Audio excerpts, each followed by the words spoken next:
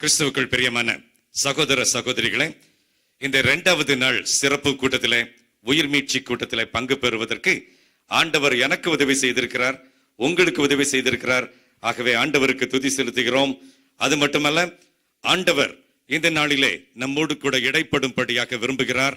ஆசையோடு கூட ஆவலோடு கூட வந்திருக்கிற உங்களை தேவனுடைய நாமத்திலே வாழ்த்துகிறோம், ஆசீர்வதிக்கிறோம். இந்த நாளிலே வேத புத்தகத்திலே இருந்து நடந்த ஒரு சம்பவத்தை உங்களோடு கூட முகவுரையாக பகிர்ந்து கொள்கிறோம். அது மத்தியான நேரம். அந்த மத்தியான நேரத்திலே தெருவிலே எல்லா மக்களும் கூடினார்கள். அப்படித்தான் வேத புத்தகம் சொல்கிறது. மத்தியான நேரம் தெருவிலே கூடினார்கள், எல்லா ஜனங்களும் கூடினார்கள். அது மட்டுமல்ல, ஒருமனப்பட்டு கூடினார்கள். அவர்கள் கர்த்தருடைய நியாயப்பிரமாணத்தை கேட்கும்படி கூடினார்கள். அதுதான் நெகேமியா 8வது அதிகாரம் 1வது வசனம். ஜனங்கள் எல்லாரும் ஒருமனப்பட்டு தண்ணீர் வாசல் என்று அழைக்கப்பட்டதே அந்த வீதிக்கு முன்னாலே கூடி அவர்கள் எஸ்ராவை நோக்கி நியாயப்பிரமாண புஸ்தகத்தை கொண்டு வாருங்கள் என்று சொன்னார்கள். It's a strange meeting. It's a strange type of gathering. வித்தியாசமான ஒரு நோக்கத்தோடு கூட நடக்க முடியாத ஒன்று நடந்திருக்கிறது. என்ன அது? ஜனங்கள் அத்தனை பேரும் எப்படி வந்திருக்கிறார்கள்? ஒருமனப்பட்டு. 5 சபையை சேர்ந்தவர்கள் ஒருமனப்பட்டு வந்திருக்கிற கூட்டம் இது. வித்தியாசமான சபை போதகர்களை கொண்டிருந்தாலும் ஒரே போதகர் நமக்கு உண்டு. அவர் மாறாத இயேசு கிறிஸ்து. ஆகவே அவரது வார்த்தைகளை கேட்பதற்கு ஒருமனப்பட்டு வீதியிலே கூடவில்லை, அழகாக நமக்கு நேர்த்தியான இருக்கை போட்டிருக்கிற இந்த அலங்கத்திலே கூடியிருக்கிறோம். ஏன் இதை முகவுரையாக சொல்கிறோம்? எழுப்புதல் எப்பொழுது வரும்? இப்படிப்பட்ட நியாயப்பிரமாண புஸ்தகத்தை கேட்பதற்காக ஜனங்கள் கூடி வந்து வார்த்தைகள் தீர்க்கமாய் வியாக்கியானப்படுத்தப்படும் பொழுது எழுப்புதல் வந்தது. நீங்கள் அதே அதிகாரத்தை தொடர்ந்து பார்ப்பீர்கள் என்றால் 8வது அதிகாரம் 8வது அதிகாரத்தின் 8வது வசனம் 9வது வசனம் என்ன சொல்லுகிறது? தீர்க்கமாய் கர்த்தருடைய வசனத்தை வியாக்கியானம் பண்ணுகிற தேவனுடைய மனிதர்கள், எஸ்ரா அவனோடு கூட துணை நிற்கிற பலர் கர்த்தருடைய வசனத்தை விதைத்தார்கள், வியாக்கியானம் செய்தார்கள், தீர்க்கமாய் வாசித்து அர்த்தம் சொன்னார்கள். அப்படி அர்த்தம் சொன்ன பொழுது நடந்தது என்னவென்றால், ஜனங்கள் எல்லாரும் உடைக்கப்பட்டு அழுதார்கள். அதுதான் எழுப்புதலின் ஆரம்பம். 9வது வசனம் மிக நேர்த்தியாக சொல்லுகிறது.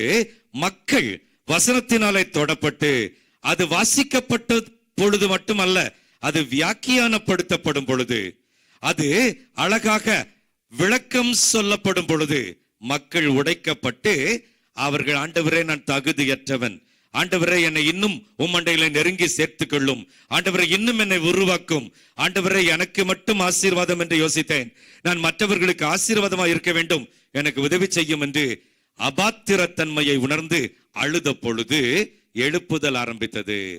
அப்பொழுதுதான் 10வது வசனத்தில் சொல்லுவார்கள், நீங்கள் அழ வேண்டாம், நீங்கள் வருத்தப்பட வேண்டாம், நீங்கள் போய் கொழுமையானதை புசித்து மதுரமானதை குடித்து ஒன்றுமில்லாதவர்களுக்கு பங்குகளை அனுப்புங்கள். எப்பொழுது எழுப்புதல்? எப்பொழுது அறியப்படாத இடங்களுக்கு, மிஷினரி ஊழியங்களுக்கு, மிஷினரிகளுக்கு பங்குகளை அனுப்ப முடியும்? தேவனுடைய வசனம் தீர்க்கமாய் வாசித்து அது விளங்கி கொள்ளும் பொழுது, அதை விளக்குவதற்கு தேவன் தன்னுடைய மனிதனாகிய எஸ்ராவை பயன்படுத்தும் பொழுது. ஆகவேதான் பிரசங்கத்தை விட உபதேசிப்பது சாலச் சிறந்தது. ஆண்டவருக்கு பலர் கொடுத்த பெயர் நல்ல போதகரே, நல்ல போதகரே. ஆகவேதான் நேற்று முதல் நாள் கூட்டத்திலே ஒரு அழகான பைபிள் ஸ்டடி எடுத்தோம். அது ஒரு பாசேஜ் பைபிள் ஸ்டடி. என்ன பைபிள் ஸ்டடி அது? தனிப்பட்ட வாழ்க்கையில எழுப்புதல் வேண்டும், எனக்குள்ளாக அனல் எழும்ப வேண்டும், நான் ஆண்டவருக்காக ஜொலிக்க வேண்டும் என்றால் ஒரு சின்ன வட்டத்தை என்னை சுற்றி போட்டுக்கொண்டு அதன் மத்தியிலே முழங்கால் படியிட்டு ஆண்டவரை நோக்கி, என்னை உயிர்ப்பியும், எனக்கு எழுப்புதல் தாரும், எனக்கு அனல் தாரும், ஆவியானவரே எனக்கு எழுப்புதலின் ஆவியை தாரும் என்று தனிப்பட்ட எழுப்புதல் பெறுவதற்கு 3 அஸ்திபார கற்கள். முதல் அன்பு ஆண்டவருக்கு தேவை. அந்த முதல் அன்பை கொடுக்கும் மனிதர்கள் ஆண்டவருக்கு தேவை. சிலுவை சுமக்கிறவர்கள் துன்பத்தை அணைத்துக் கொள்கிறவர்கள் ஆண்டவருக்கு தேவை. தியாகம் பண்ணுகிறவர்கள் ஆண்டவருக்கு தேவை. இந்த அஸ்திபார கற்களை போடாதவன் கிறிஸ்தவனா இருக்கலாம், விசுவாசியா இருக்க முடியாது. அவன் எனக்கு சீஷனா இருக்க மாட்டான். இவைகளை செய்யாதவன் எனக்கு சீஷனா இருக்க மாட்டான் என்று இயேசு கிறிஸ்து ஆணித்தரமாக சொன்னார் என்பதை நேற்று மாலையிலே பார்த்தோம். இன்றைக்கு குடும்பங்களிலே எழுப்புதல் வேண்டும் என்றால் வேத வசனம், வேத பகுதி என்ன கற்றுக் கொடுக்கிறது என்பதை நாம் கற்றுக்கொள்ள போகிறோம். கண்களை மூடி தலைகளை தாழ்த்தி ஜெபித்து விட்டு கர்த்தருடைய வசனத்துக்கு நாம் செல்வோம். கர்த்தாவே நீர் சொல்லும், கர்த்தாவே நீர் பேசும். வனாந்தரத்தை அதிர பண்ணுகிற சத்தத்தின் மூலமாக, ஒருவேளை அமர்ந்த மெல்லிய சத்தத்தின் மூலமாக எதை நீர் தெரிந்து கொள்வீரோ உம்முடைய சித்தத்தின்படி, உம்முடைய அநாதி தீர்மானத்தின்படி என்னோடு பேசும், எங்களோடு பேசும். பரிசுத்த ஆவியானவரே, சகல சத்தியத்துக்குள்ளும் எங்களை நடத்தி செல்லும். வேத வாக்கியங்களை விளக்கி காட்டும். உமக்கு எங்களை அர்ப்பணிக்கிறோம். உமது ஆளுகைக்கு, உமது பிரசனத்துக்கு எங்களை ஒப்புக் கொடுக்கிறோம். இயேசுவின் மூலமா ஜெபிக்கிறோம் பிதாவே, ஆமென். வேத புத்தகத்தை என்னோடு கூட சேர்ந்து ஆதியாகமத்தின் புஸ்தகம் 22வது அதிகாரத்துக்கு திருப்பி வைத்துக் கொள்ளுங்கள். அதை ஆரம்பிக்காதிருங்கள். அதற்கு ஒரு நீளமான முகவுரை தேவை. அந்த முகவுரையை கேட்ட பின்பு இந்த 22வது அதிகாரத்தினுடைய ஒரு சில வசனங்களை நாம் படிக்க போகிறோம். என்ன முகவுரை? ஒரு கேள்வி. கேள்வி கேட்கலாமா? கேட்கலாம். யார் கேள்வி கேட்கும் திறமையை நமக்கு கொடுத்திருப்பது? ஆண்டவர் கொடுத்திருக்கிறார். மனிதனுக்கும் மாக்களுக்கும், மாக்களுக்கும் என்றால் மிருகங்களுக்கும் ஒரே ஒரு வித்தியாசம். அவைகளுக்கு 5 அறிவு, நமக்கு 6 அறிவு. அந்த 6வது அறிவு சென்ஸ் ஆஃப் ரீசன், அது பகுத்தறிவு, கேள்வி கேட்கும் திறமை. ஆகவே கேள்வி கேட்கலாம், நிறைய கேள்விகள் கேட்கலாம். கேள்வி கேட்காவிட்டால், இன்டராக்ஷன் இருக்காவிட்டால் அது நல்ல கிளாஸ் இல்லை, அது நல்ல ஸ்டூடெண்ட்ஸ் இல்லை என்று மக்கள் சொல்லுவார்கள், டீச்சர்ஸ் சொல்லுவார்கள். ஆனால் உங்களிடத்தில் நான் கேட்கிற கேள்விக்கு உங்களது தனிப்பட்ட பதிலை நீங்களே உங்களது மனதுக்குள்ளாக சொல்லிக் கொள்ளுங்கள். Can you question God? தேவனை கேள்வி கேட்கலாமா? I will be using a little bit of English also because I was having a dialogue with one or two young students and they said we don't understand Tamil very well. If you use a little bit of English, it would be very useful to us. So I would be bilingual a little bit. ஆனால் தமிழிலே அதிகமாக பேசுவேன், ஆங்கிலத்தில் கொஞ்சம் பேசுவேன், என்னை நீங்கள் புரிந்து கொள்வதற்காக. ஆண்டவரை கேள்வி கேட்கலாமா? Can you question God? What's your answer? Yes or no? ஆண்டவரை கேள்வி கேட்கலாமா? எஸ் சொன்னவங்களா இப்ப அமைதி ஆயிட்டாங்க. சத்தமா கேள்வி கேட்ட உடனே இவர் என்னமோ மனசுல வச்சிருக்காரு. உங்களது பதில் உங்களுக்கு தான் தெரியும். அதற்கு உரிய சரியான பதில் என்னவென்றால் எஸ் அண்ட் நோ. வேத புத்தகத்திலே ஒரு தேவதூதன், அவன் ஒரு தாத்தாவின் இடத்துல போனான். அந்த தாத்தா ஒரு ஊழியக்காரர், ஒரு பாஸ்டர். அந்த தாத்தாவின் இடத்துல போய் கர்த்தருக்கு பயந்தவன் தான். அவன் கர்த்தருக்கு தூபம் காட்டி கொண்டிருக்கும் பொழுது அவனுக்கு காட்சி கொடுத்தான். சகரியா தாத்தா அவனுக்கு காட்சி கொடுத்து என்ன சொன்னார் தெரியுமா? சகரியாவே, பயப்படாதே, உன் வேண்டுதல் கேட்கப்பட்டது. உன் மனைவியாகிய எலிசபெத்து உனக்கு ஒரு குமாரனை பெறுவாள். அவனுக்கு யோவான் என்று டாஷ் டாஷ் டாஷ் ஒரு தரிசனம், ஒரு வெளிப்பாடு. உடனடியாக சகரியா பயந்து கலங்கி 18வது வசனத்திலே இந்த தேவதூதனை நோக்கி ஒரு கேள்வி கேட்கிறான்.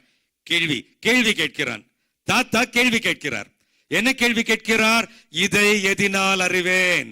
நான் கிழவனாய் இருக்கிறேனே, என் மனைவியும் வயது சென்றவளா இருக்கிறாளே என்று சொல்லுகிறான். தாத்தா கேள்வி கேட்கிறார். தேவதூதன், காபிரியல் என்கிற தேவதூதன் கோபப்படுகிறான். உனக்கு அடையாளமா வேணும்? எதினால் அறிவா என்று யோசிக்கிறாயா? அடையாளம் தருகிறேன், ஊமையாய் போய்விடு. பேபி பிறந்து அந்த பேபிக்கு பேர் வைக்கிற நாள் வரைக்கும் நீ ஊமையா இருப்பா என்று அடையாளம் கொடுத்து அவனுக்கு தண்டனையும் கொடுத்தார். Why? தேவனிடத்தில் கேள்வி கேட்கலாமா? அவன் கேட்ட கேள்வி அவிசுவாசத்தின் அடிப்படையிலே வந்த கேள்வி. அவன் கேட்ட கேள்வி தனது ஜெபத்தையே அவன் நம்பவில்லை. வெளிப்பாடு என்ன? தேவதூதன் என்ன வெளிப்பாடு கொடுக்கிறான்? சகரியாவே, முதுக தட்டி கொடுத்து பேரை சொல்லி கூப்பிடுறான். சகரியாவே, பயப்படாதே. Our God is always an encouraging God. So he calls him by his name, he pats him on his back, he encourages him. அப்புறம் என்ன சொல்லுகிறார்? உன் வேண்டுதல் கேட்கப்பட்டது. Your prayers are answered. ஐயா, நீ தானே ஜெபம் பண்ண பிள்ளை வேணும்னு? நீ தானே ஜெபம் பண்ண ஆபிரகாமுக்கு 100 வயதில் பிள்ளை கொடுத்த, ஐசக்கை கொடுத்த ஆண்டவரே எனக்கு ஒரு பிள்ளையை தர, நீ தானே ஜெபம் பண்ண? உன் வேண்டுதல் கேட்கப்பட்டது. உன் மனைவியாகிய எலிசபெத்து உனக்கு ஒரு குமாரனை பெறுவாள். நீ ஏன் நம்ப மாட்டேங்கிற உன் ஜெபத்தையே? உன் ஜெபத்தையே நம்பாமல் கேள்வி கேட்கிறாயா? ஆகவே உனக்கு தண்டனை, ஊமையாய் போய்விடு. எனக்கு அருமையான சகோதர சகோதரிகளே, இட்ஸ் a serious concept. பல தடவைகளிலே ஜெபிக்கிறோம், மெக்கானிக்கலாக ஜெபிக்கிறோம். பல தடவைகளிலே ஜெபிக்கிறோம், ஜெபிப்பதையே நம்புவதில்லை. ஒரு ஆல் நைட் ப்ரேயருக்கு என்னை பேச கூப்பிட்டு இருந்தார்கள். உங்களுக்கு தெரியும்ல, ஆல் நைட் ப்ரேயர்லாம் இப்ப ஆல் நைட் ப்ரீச்சிங் தான், இல்லைன்னா ஆல் நைட் சிங்கிங் தான். தெரியும்ல, ஜெபம் ஆரம்பிப்பதற்கு முன்பதாக பாட்டு பாடுவார்கள். பாட்டு பாடின பின்பு 1 மணி நேரம் பேசணும் பிரதர், குறைச்சி பேசுறாதுங்க. ஆல் நைட் எங்களுக்கு 3 மணி 4 மணி வரைக்கும் நடக்கணும், 1 மணி நேரம் பேசணும். ஓகே, அதுக்கப்புறம் ஒவ்வொரு ஜெப குறிப்பையும் 2 நிமிடங்கள் விவரிப்பார்கள். ஆனா 1 நிமிஷம் தான் அதுக்காக ஜெபம் பண்ணுவாங்க. உண்மைதானே? நீங்களே யோசித்து பாருங்க. ஓகே, சோ அதுக்கப்புறம் ஒரு பிரேக். அந்த பிரேக்ல தூங்கிடக்கூடாதுல்ல, அதனால அவங்களுக்கு பிஸ்கட், ஒரு சில இடத்துல வடை, காஃபி அல்லது கரம் சாயா எல்லாம் கொடுத்து அவங்கள உற்சாகப்படுத்திட்டு அப்புறம் பாட்டு. அப்புறம் பிரதர் 1 hour பேசிடணும், 1 hour பேசிடணும். உற்சாகமா இருக்கணும் பிரதர், தூங்க விட்டுறாதுங்க. அதுக்கப்புறம் prayer. So all night preaching, all night singing. ஜெபம் பண்ற நேரத்தை கணக்கு போட்டு பார்த்தீங்கன்னா 1.5 மணி நேரம் வரும். அதை பகல்லையே வச்சுட்டு போயிடலாமே. You can't cheat God, you can't deceive God. Okay, so பேச கூப்பிட்டாங்க. நான் குழந்தையா இருந்த பொழுது குழந்தையை போல பேசினேன். அப்போ எனக்கு தெரியாது, அதனால நான் போயிட்டேன். ஆல் நைட் ப்ரேயர்ல பேசுறதுக்கு போயிட்டேன். அப்படி பேச போயிருக்கும் போது முதல் பிரசங்கம் முடிஞ்சு, அப்புறம் ஒரு ஜெபம். அந்த ஜெபம் கொஞ்ச நேரம் ஜெபம் நடக்கும்போது நடந்தது. அதுக்கப்புறம் டீ பிரேக். டீ பிரேக்குக்கு முன்னால ஒரு அம்மா ஜெபம் பண்ணாங்க. அது ஒரு பெரிய ஒரு சபை, அதனால நிறைய பேர் ஆல் நைட் ப்ரேயருக்கு வந்திருந்தாங்க. அந்த அம்மா ஜெபம் பண்ண ஜெபத்துல தூங்கிக்கிட்டு இருந்த பிள்ளை கூட முழிச்சிருச்சு. வெண்கல தொண்டை, சத்தமான ஒரு தொனி, அதுல உன்னதமான ஜெபம். ஆண்டவரே, எங்களது நாடாகிய பாரத நாட்டை, இந்திய நாட்டை நீர் சந்திக்க போவதற்காக உமக்கு ஸ்தோத்திரம். பட்டிகளிலும் தொட்டிகளிலும் சிலுவை கொடி ஏற்றப்பட போகிறதற்காக உமக்கு ஸ்தோத்திரம். அழகா ஜெபம் பண்ணி முடிச்சாங்க. ஆமென் சொன்னாங்க எல்லாரும். Tea break. ஒரு பாஸ்டர், ஒரு தலைவன், ஒரு பிரசங்கியார் எல்லாத்தையும் கவனிக்கணும். சோ யார் இவ்வளவு நல்லா ஜெபம் பண்றா? ஓ, அந்த பச்சை சேலை கட்டின அம்மா. சரி, ஓகே. சோ டீ பிரேக்ல அந்த அம்மா பக்கத்துல போனேன். அதுல வடையும் கொடுத்தாங்க, காஃபியும் கொடுத்தாங்க. வாங்கிட்டு பக்கத்துல போய் நின்னேன். அம்மா, உற்சாகமா ஜெபம் பண்ணிட்டேங்கம்மா. ஐயா, வல்லமையா ஜெபம் பண்ணா? அதனமா சொல்றேன், உற்சாகமா ஜெபம், நல்ல ஜெபம் பண்ணாயா, ரொம்ப சந்தோஷம், உங்க பிரசங்கம் ரொம்ப நல்லா இருந்துச்சியா, இன்னும் பேச போறீங்களே? அது இருக்கட்டுமா, ஒரு சின்ன கேள்விமா. கேளுங்க கேளுங்க கேளுங்க. ஆமா, உண்மையிலேயே இந்தியா கடவுளை ஏற்றுக்கொண்டு இந்திய நாடா, கிறிஸ்தவ நாடா மாறும்னு ஜெபம்ங்களம்மா, உண்மையிலே அது நடக்குமாமா? உண்மையிலே அது மாறுமாமா? அது திருநெல்வேலி தமிழ்ல அது எங்க நடக்க போகுது? ஜெபம் ஒன்று, விசுவாசம் மற்றொன்று. அப்படிப்பட்ட கேள்விகளுக்கு ஆண்டவர் தண்டனை தான் கொடுப்பார். உன் ஜெபத்தையே நீ நம்பவில்லை, விசுவாசிக்காமல் ஜெபிக்கிறாய், அவிசுவாசத்தின் அடிப்படையிலே கேள்வி கேட்கிறாய். சகரியாவே, நீ ஊழியக்காரன். சகரியாவே, நீ தூபம் காட்டுவதற்கு சீட்டை பெற்றவன். You are a fortunate priest chosen from among a number of others as a special priest. ஆனால் நீயே அவிசுவாசத்திலே கேட்கிறாயே. அதே சமயத்திலே அதே தேவதூதன் கொஞ்ச நாள் கழித்து அழகான ஒரு பெண்ணிடத்திற்கு அனுப்பப்படுகிறான். இளம் பெண் அவள். அந்த பெண்ணிடத்திலே ஒரு வெளிப்பாடு கொடுக்கிறான்.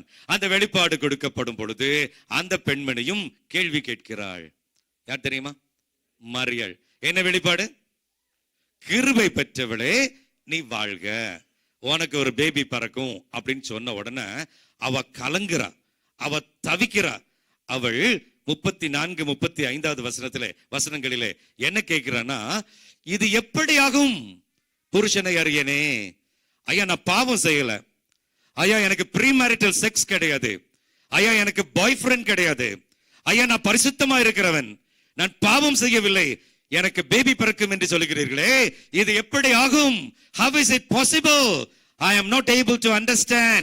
I want to know more about it. I want you to explain things to me.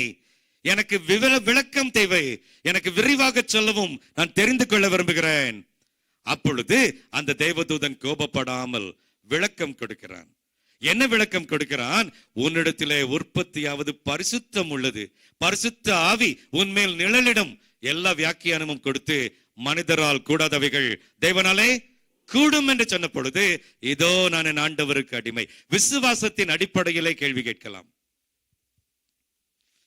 ஆகவேதான் ஒரு சிலர் யோசிக்கிறபடி தாத்தாவின் இடத்திலே தேவதூதன் கோபப்படுவார், அழகான இளம் பெண்கள் இடத்திலே தேவதூதன் கோபப்படுவார் என்பது போய்.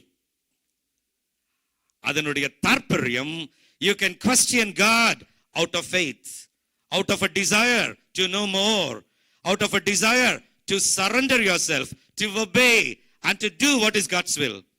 But you cannot rebel against God, you cannot question God out of disbelief. இப்போது நாம் அத்தனை பேரும் சேர்ந்து நாம் ஆராதிக்கிற, நம்மை ரட்சித்த, நாம் சேவிக்கிற நம்முடைய ஆண்டவராகிய இயேசு கிறிஸ்துவினிடத்திலே, பிதாவாகிய தேவனிடத்திலே ஒரு ஹம்பிள் குவெஸ்டியன், நம்மை தாழ்மைப்படுத்தி, நாம் நீசர், நாம் புழுதி, நாம் ஒன்றுமில்லை என்பதை அறிக்கையிட்டு, ஆண்டவரே எங்களுக்கு புரியவில்லை, எங்களுக்கு புரிய வையும் என்று ஒரு கேள்வி கேட்க போகிறோம். 22வது அதிகாரத்திலே ஒரு சம்பவம் நடக்கிறது. என்ன சம்பவம்?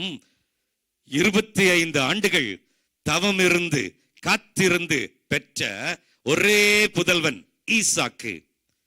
In English his name is Isaac. Isaac means laughter.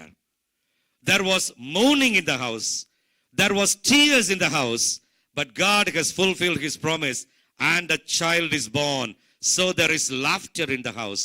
So his name is laughter, Isaac. இந்த ஈசாக்கை 25 ஆண்டுகள் தவம் இருந்து பெற்ற இந்த ஈசாக்கை ஆண்டவர் சொல்லுகிறார், என்னோடு கூட சேர்ந்து வேத புத்தகத்தை பாருங்கள். ஜெபம் என்பதற்கு ஒரு அழகான முகவுரையோடு கூட அந்த அதிகாரம் ஆரம்பிக்கிறது. ஜெபம் என்றால் என்ன? ஜெபம் என்பது பிச்சை கேட்பதற்கு ஏந்தப்படுகின்ற திருவோடு அல்ல. நமது ஜெபத்தை, நீங்க ஜெபம் பண்ற ஜெபத்தை உங்களுக்கே தெரியாம உங்க வீட்டுல உள்ள யாரையாவது, ரொம்ப சேட்டை பண்ற தம்பிமார் தங்கச்சிமார் யாரையாவது, ஏய் நான் ஜெபம் பண்ணும் போது எனக்கே தெரியாம நீ அதை கொஞ்சம் ரெக்கார்ட் பண்ணிரு என்று சொல்லுவீர்கள் என்றால், அந்த ஜெபத்தை திரும்ப கேட்கும் பொழுது தாரும் தாரும் தாரும் தாரும், like a beggar asking for alms.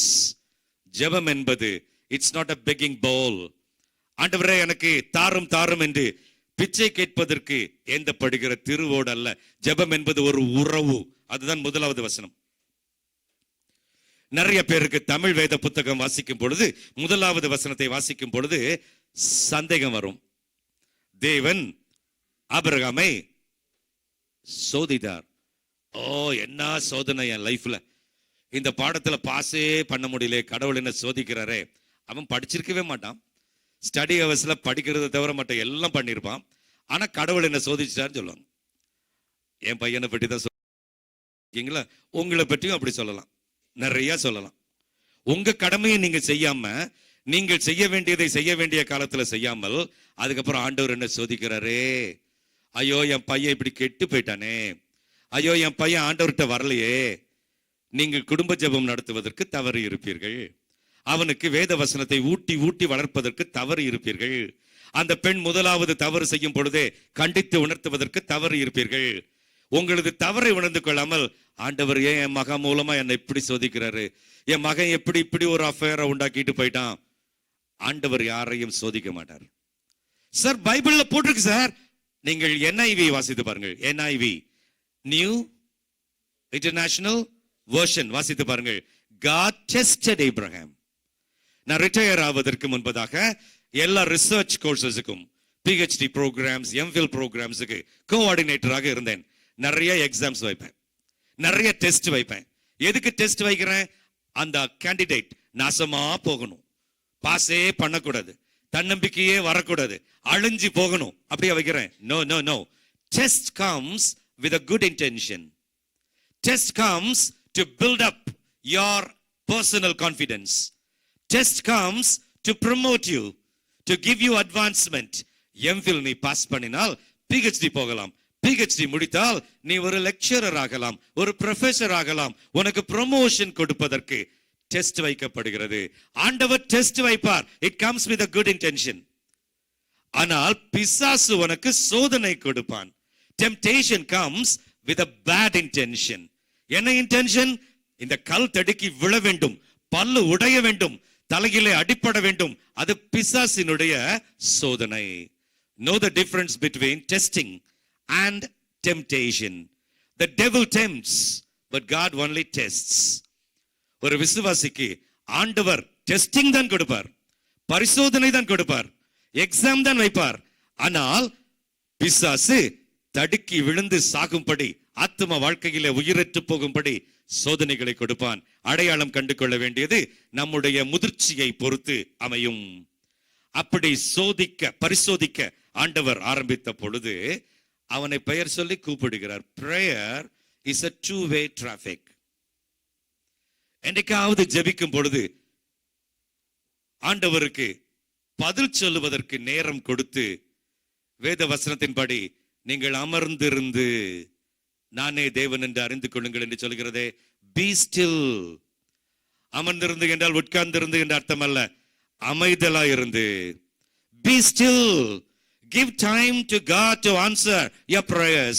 ஜெபித்து விட்டு அமர்ந்திருக்கும் பொழுது, விசுவாசத்தோடு காத்திருக்கும் பொழுது, என்றோ கேட்ட ஒரு வாக்குத்தத்தத்தை ஆண்டவர் நினைவூட்டுவார்.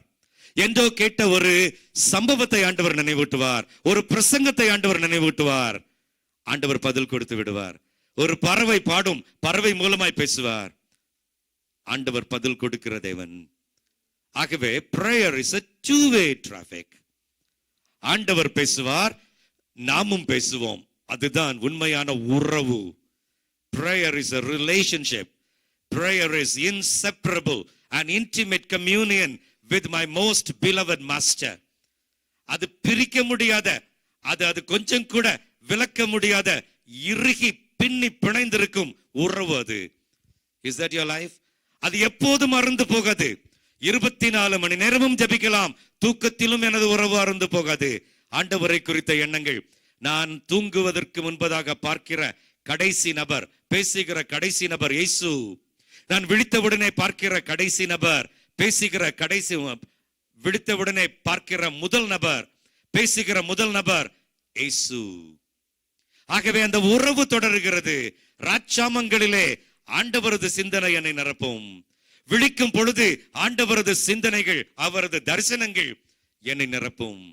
ஆகவேதான் இடைவிடாமல் ஜெபம் பண்ணுங்கள் என்கிற வாக்கியம் உண்மையான வாக்கியம்.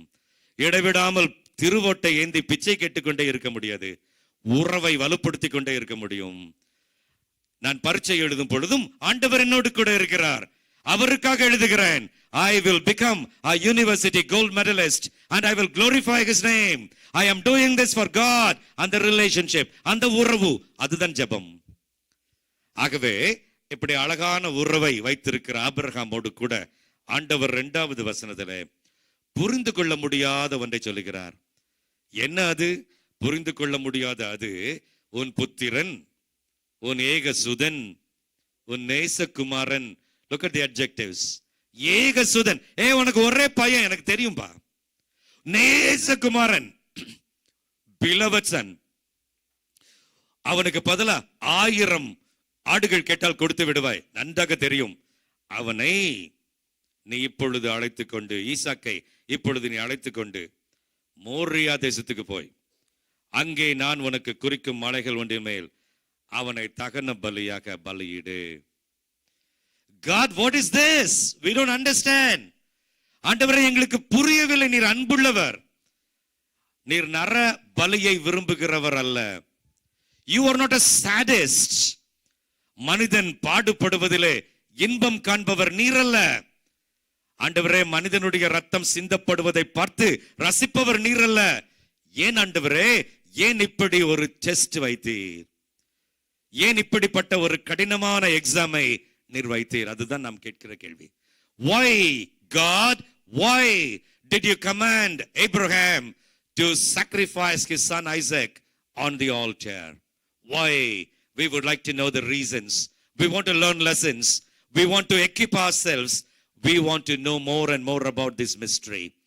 அதுதான் நம்முடைய கேள்வி ஆண்டவரிடத்திலே. வேத புத்தகத்திலே ஆண்டவரிடத்திலே பணிவோடு கூட கேள்வி கேட்கிறவர்கள், விசுவாசத்தின் அடிப்படையிலே கேள்வி கேட்கிறவர்கள், அவருடைய என்லைட்டன்மென்ட்டை, அவருடைய வெளிச்சத்தின் பதிலை பெற்று தங்களை உருவாக்கிக் கொள்ளலாம். ஏன்? அடுத்த வசனம் சொல்கிறது, ஆபிரகாம் கேள்வி கேட்காத விசுவாசத்தோடு, a faith that never questions God, கேள்வி கேட்காத விசுவாசத்தோடு. அடுத்த வசனம், ஆபிரகாம் அதிகாலையில் எழுந்து தன் கழுதையின் மேல் சேணம் கட்டி, சரியா, கிளம்பியாச்சு. இன்றைக்கு நமது தலைப்பு என்ன? குடும்பங்களிலே எழுப்புதல். அதிகாலையில் அவன் எந்திரிச்சிட்டான், கழுதையின் மேல சேணம் கட்டிட்டான். அப்புறம் வேலைக்காரர் 2 பேரை கூப்பிட்டுட்டான், கிளம்பியாச்சு, ஈசாக்கையும் கூட்டிட்டு போயாச்சு. கேள்வி என்ன? அடுத்த கேள்வி உங்களுக்கு என்ன? சாராள் இடத்துல சொன்னானா சொல்லவில்லையா? சொல்லுங்க. Sure, sure. பைபிள் அப்படி போடலையே. சொல்லலன்னு போடல, சொன்னானும் போடல. மனைவிக்கு தெரியாம நிறைய ரகசியங்களை வச்சிருக்கிறவங்க, கணவனுக்கு தெரியாம நிறைய ரகசியங்களை வச்சிருக்கிற மனைவிமார் சொல்லல சொல்லல சொல்லல ரகசியமா செஞ்சாருன்னு சொல்லுவாங்க. கணவனுக்கு எல்லாவற்றையும் பகிர்ந்து கொடுக்கிற மனைவிமார், மனைவிக்கு தெரியாமல் ஒரு ரகசியமும் வைக்காத கணவன்மார் கண்டிப்பா சொல்லிருவான், கண்டிப்பா சொல்லிருவான். மனைவி எந்திரிச்சு முழங்கால நிப்ப, நீங்க திரும்பி வர்ற வரைக்கும் ஜெபித்து கொண்டே இருப்பேன், போயிட்டு வாங்க போயிட்டு வாங்க என்று மனைவி ஊக்கம் கொடுத்து உற்சாகப்படுத்தி அவனோடு கூட ஒத்துழைத்து ஏக சிந்தையோடு கூட அவனை அனுப்பி இருப்பாள் என்று மனைவிக்கு தெரியாமல் ரகசியம் வைக்காதவர்கள், கணவனுக்கு தெரியாமல் ரகசியம் வைக்காதவர்கள் சொல்வார்கள். ஏனென்றால் ஒரு கணவன் ஆண்டவருக்காக ஷைன் பண்ண வேண்டும் என்றால், ஒரு மனைவி ஆண்டவருக்காக ஷைன் பண்ண வேண்டும் என்றால், அவர்கள் இருவரும் ஏக சிந்தை உடையவர்கள்.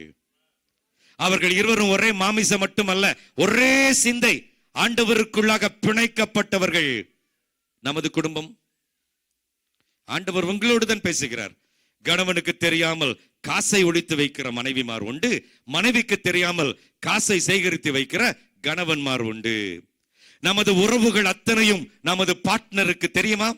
Does your partner know about all your relationships, all your phone calls, all your desires, all your passions? கணவனுக்கு தெரியாமல் மனைவிக்கோ, மனைவிக்கு தெரியாமல் கணவனுக்கோ எந்த ரகசியமும், எந்த உணர்ச்சியும், எந்த விருப்பமும், எந்த உறவும் இருக்க முடியாது. இது வேத புத்தகத்தினுடைய போதனை. அப்படிப்பட்ட குடும்பங்களிலே இருந்துதான் ஆண்டவர் அற்புதங்களை எழுப்புவார், அற்புதம் செய்கிறவர்களை எழுப்புவார்.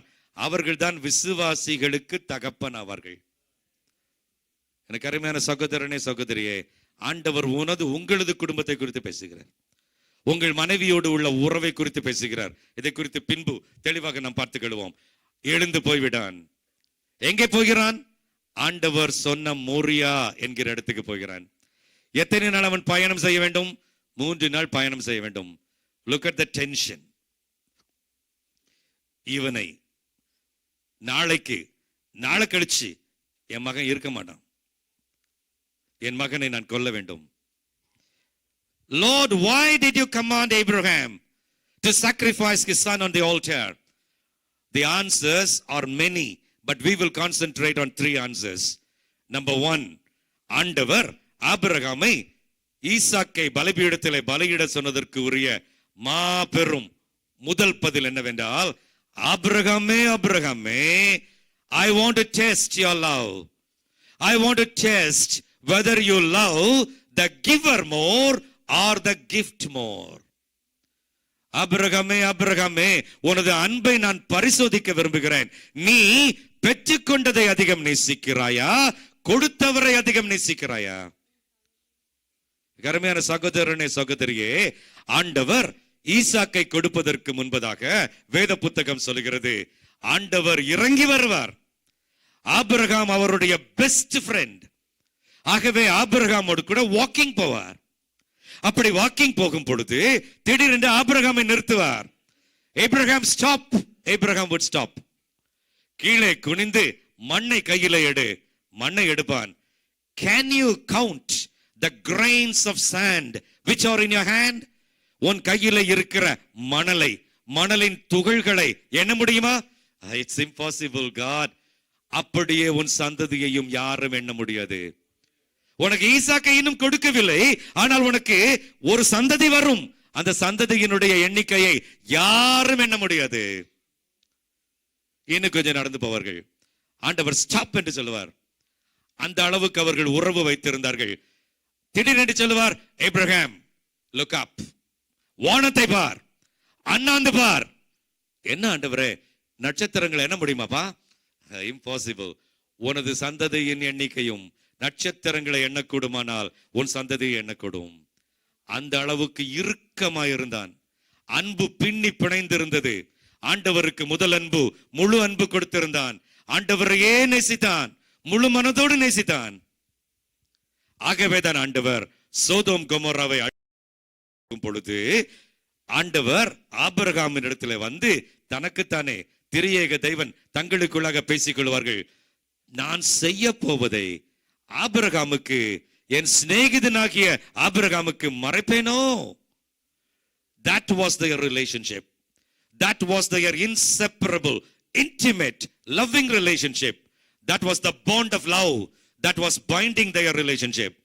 ஆனால் இப்பொழுது ஒருவேளை ஆண்டவர் வாக்குத்தத்தத்தின் மகனாகிய ஈசாக்கை கொடுத்த பின்பு, ஆசீர்வாதத்தை கொடுத்த பின்பு, வீட்டிலே அழுகை மாறி சிரிப்பொலி வந்த பின்பு ஆபிரகாமினுடைய அன்பு குறைந்து விட்டதோ? ஆண்டவர் மீது வைத்திருக்கிற அன்புக்கு பதிலாக அவன் தனது மகன் மீது அன்பை செலுத்தி விட்டானோ? ஆண்டவருக்கு கொடுக்க வேண்டிய நேரத்தை மகனுக்கு கொடுத்து விட்டானோ? அவனுடைய ஜெப நேரம், அவனுடைய ஐக்கிய நேரம் குறைந்து விட்டதோ? God is asking you, my friend. ஆண்டவரே, இதை மட்டும் தாரும், இதை மட்டும் தந்து விட்டால் நான் உமையே நேசிப்பேன், உமக்கே ஊழியம் செய்வேன். வீடு கேட்டாய், ஆண்டவர் வீடு கொடுத்து விட்டார். வேலை கேட்டாய், ஆண்டவர் வேலை கொடுத்து விட்டார். வாகனம் கேட்டாய், ஆண்டவர் வாகனம் கொடுத்து விட்டார். ஆண்டவருக்காக நீ என்ன சாதித்திருக்கிறாய்? ஆண்டவர் மீது வைத்த அன்பை நீ எப்படி உறுதிப்படுத்தி இருக்கிறாய்? ஆண்டவருக்காக சாட்சி சொல்லுகிறாயா? ஆண்டவருக்காக ஆத்தும ஆதாயம் செய்கிறாயா? God is asking Abraham, you are that Abraham. God is asking you, பெற்றுக்கொண்டதை அதிகம் நேசிக்கிறாயா அல்லது கொடுத்தவரை அதிகம் நேசிக்கிறாயா? Do you love the giver more or the gift more? நான் வைஸ் பிரின்சிபலாக இருந்து ரிட்டையர் ஆனேன். அப்பொழுது மேனேஜ்மெண்ட் ஸ்டாஃப் என்று நிறைய பேரை எங்களது கல்லூரியிலே போடுவார்கள். மேனேஜ்மெண்ட் ஸ்டாஃபுக்கு 10,000 ரூபாய் சம்பளம் கிடைக்கும். ஆனால் கவர்மெண்ட் சேலரி வரும் பொழுது, கவர்மெண்ட் ரெகக்னிஷன் வந்து அவர்களுக்கு எய்டட் காலேஜில் ஸ்டாஃப் ஆக மாறும் பொழுது அவர்களுக்கு 48,000 ரூபாய் ஃபர்ஸ்ட் சேலரியாக இருக்கும். 6 பேர். நான் சாப்ளினாகவும் இருந்தேன். ஆகவே மத்தியானம் வெள்ளிக்கிழமை 1 மணியில இருந்து 2:30 மணி வரைக்கும் ஃபாஸ்டிங் பிரேயர். உண்மையாகவே ஃபாஸ்டிங் பிரேயர். அந்த ஃபாஸ்டிங் பிரேயருக்கு அந்த 6 பேரும் ஒழுங்காக வருவார்கள், ஊக்கமா ஜெபிப்பார்கள்.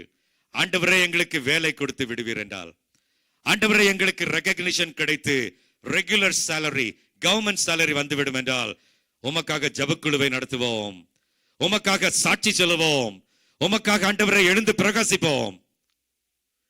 ரொம்ப நாள் ஜெபணும், 1.5 வருஷம் ஜெபணும். ரெகக்னிஷன் கிடைச்சிச்சு, வேலை வந்துருச்சு. ஆண்டவர் கிருபையினால ஃபுல் சேலரி வந்துருச்சு. 50,000 எங்க இருக்கு, 10,000 எங்க இருக்குது. அடுத்த வெள்ளிக்கிழமையில இருந்து அந்த 6 பேர்ல ஒருத்தரும் வரமாட்டாங்க ஃபாஸ்டிங் பிரேயருக்கு. ஏன் தெரியுமா? கவனிங்க. கேன்டீன்ல அவங்கள பார்த்தேன், எல்லார்ட்டையும் ஃப்ரெண்ட்லியா இருப்பேன். அதுல லேடிஸும் உண்டு, ஜென்டில்மென்னும் உண்டு. ஹே, ஏன் வரல ஃபாஸ்டிங் பிரேயருக்கு? சார், ப்ரிப்பேர் பண்ணல சார், லெக்சருக்கு ப்ரிப்பேர் பண்ணல சார். அப்போ 1.5 வருஷம் ப்ரிப்பேர் பண்ணாமே லெக்சர் கொடுத்துருக்கீங்க, என்ன அது? ஒரு லேம் எக்ஸ்கியூஸ், அது ஒரு தவறான பதில். உண்மை என்ன தெரியுமா? பெற்றுக்கொண்டதை கொடுத்தவரை விட அதிகம் நேசிக்கிறார்கள். இது கிடைக்கிற வரைக்கும் ஆண்டவர் வேணும். அது கிடைச்சதுக்கு அப்புறம் ஒருவர் வீடு கட்டினார். நான் பக்கத்தில் இருக்கிற மெடிக்கல் காலேஜுக்கு பிரேயர்சல் நடத்த போறேன், என்னால நிறைய காலேஜஸ்க்கு போக முடியல, ரிட்டையர் ஆக போறேன், உங்களை இன்ட்ரடியூஸ் பண்ணி விட்டுறேன், வர்றீங்களா? வீடு கட்டுறேன். வீடு கட்டி முடிச்சிட்டு, நம்ம இல்லாட்ட ஏமாத்திடுவான்ல, கொத்தனாரை பற்றி கான்ட்ராக்டர் பற்றி உங்களுக்கு தெரியும்ல, என்ன சார் முடிச்ச உடனே வந்துடுறேன் சார், முடிச்சிட்டார். அவரை போய் கூப்பிட்டேன், வர்றீங்களா? சார் வீடு கட்டிட்டேன் சார், எவ்வளவு லோன் இருக்கும் சார், டியூஷன் எடுக்கிறேன் சார், இந்த லோனை மாத்திரம் கட்டி முடிச்சிட்டு கண்டிப்பா வந்துடுறேன் சார். காலம் கடந்தது. நான் கேள்விப்பட்டேன் அவர் அப்ஸ்டர்ஸ் கட்டுறாருன்னு சொல்லிட்டு. சரி, நான் அவரை பார்த்து கூப்பிட்டேன். அப்ப லோன் முடிஞ்சிருச்சுன்னு அர்த்தம். அவரை பார்த்து கூப்பிட்டேன், பிரதர் மிஷினரி தங்குறதுக்கு தான் கட்டுறேன், மிஷினரி தங்குறதுக்கு தான் கட்டுறேன், இப்ப நான் வரமாட்டேன். வரவே இல்லை. மிஷினரி அந்த வீட்டில் தங்கினதான் எனக்கு ஒரு நாள் கூட தகவல் வந்ததும் தெரியாது. பெற்றுக்கொண்டதை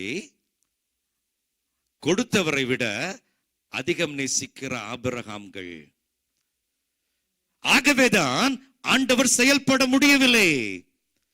ஆபிரகாமை ஆசீர்வதித்து ஆசீர்வாதமாக்கினார். God blessed Abraham and made him a blessing.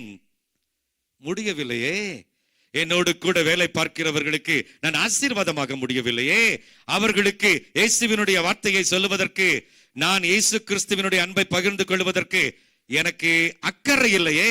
ஏனென்றால் என்ன நினைப்பாங்களோ, I love myself more than I love the giver. வேலை கொடுத்தது யார்? அவர். அவருக்காக சாட்சி பகிர்வதை விட உனது dignity முக்கியமாகிவிட்டதோ? We care more for self dignity, self reputation than witnessing for the master. But who gave you that dignity? Who gave you that job? Who gave you that place to work in? ஆண்டவருக்காக செயல்படுவதற்கு ஆண்டவர் நம்மிடத்தில் கேட்கிற கேள்வி, கொடுத்தவரை அதிகம் நேசிக்கிறாயா, பெற்றுக்கொண்டதை அதிகம் நேசிக்கிறாயா? இந்த குறிப்பு மிக முக்கியமான ஒரு குறிப்பு. ஆண்டவருக்கு அன்பின் அடிப்படையிலே பின்பற்றுகிற சீடர்கள் மட்டும்தான் வேண்டும். எதிர்பார்ப்பின் அடிப்படையிலே பின்பற்றுகின்ற பேதுருக்கள் விழுந்து போவார்கள், விழுந்து போய்விட்டார்கள், மறுதலிப்பார்கள். அதுக்கப்புறம் மனக்கசந்து வந்துட்டான்ல பாஸ்டர், என்ன சொல்றீங்க? இல்லை இல்லை, அவனது மனம் கசந்து அழுது ஆண்டவரிடத்தில் வந்ததும் உணர்ச்சி வசப்பட்ட அனுபவம் தான். உணர்ச்சியின் அடிப்படையிலே பின்பற்றுகிறவர்கள், எல்லாவற்றையும் விட்டு உம்மை பின்பற்றினோமே, எங்களுக்கு என்ன கிடைக்கும் என்று எதிர்பார்த்து பின்பற்றுகிறவர்கள் விழுந்து போவார்கள், பின்வாங்கி போவார்கள். ஏனென்றால் மறுதலித்தவன் வந்துவிட்டான் என்று சொல்ல முடியாது. 21வது அதிகாரத்தில் மீன் பிடிக்க போகிறேன். பேதுருவே, மீன் பிடிக்கிற தொழிலில் இருந்துதான் மனுஷரை பிடிக்க உன்னை அழைத்தார். அவர் செத்து போயிட்டார், எல்லாம் முடிஞ்சு போச்சு. உயிர்த்தெழுந்த ஆண்டவரை தரிசித்த பின்பும் எதிர்பார்த்து ஆண்டவரை பின்பற்றுகிறவன் நிலைத்து நிற்க மாட்டான். அன்பின் அடிப்படையிலே பின்பற்றுகிறவன் மட்டுமே நிலைத்து நிற்பான். ஆகவேதான் ஆண்டவர் மறுபடியும் காட்சி கொடுத்து அவனை பார்த்து கேட்டார். யோவான் 21வது அதிகாரம் 15வது வசனம் முதல் 17வது வசனம் வரை கேட்டார். யோனாவின் குமாரனாகிய சீமோனே, இவர்கள் எல்லாவற்றை காட்டிலும், ஆங்கிலத்திலே அழகாக இருக்கும், do you love me more than all these? ஏன்பா, மீன் பிடிச்சிருக்கல, நிறைய மீன் இருக்குது, வலை வச்சிருக்கல, படகு வச்சிருக்கல, உனக்கு ஃப்ரெண்ட்ஸ் வச்சிருக்கிறல, இவங்க எல்லாரையும் விட, இவை எல்லாவற்றையும் விட, do you love me more than all these? அன்பின் அடிப்படையிலே அன்றைக்கு தான் ஒப்பு கொடுத்தான்.